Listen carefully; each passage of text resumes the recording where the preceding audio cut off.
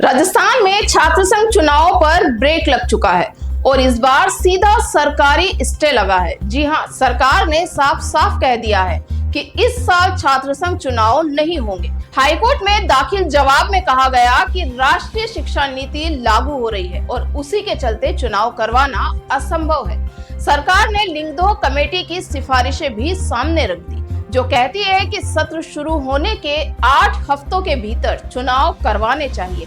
लेकिन हकीकत यह है कि सत्र ही देरी से शुरू हो रहे हैं, परीक्षाएं रुकी है और परिणाम लटक रहे हैं। कई कुलगुरुओं ने भी अपनी सिफारिशों में कहा कि शिक्षा सर्वोपरि है और अभी चुनाव टाल देना ही बेहतर होगा। लेकिन याचिकाकर्ता के वकील शांतनु पारीक कुछ और ही कह रहे हैं। उनका आरोप है कि यूनिवर्सिटी प्रशासन छात्रों की आवाज दबाना चाहता है। शिक्षक संघ और सरकारी संघ के चुनाव हो सकते हैं, तो छात्र संघ के क्यों नहीं?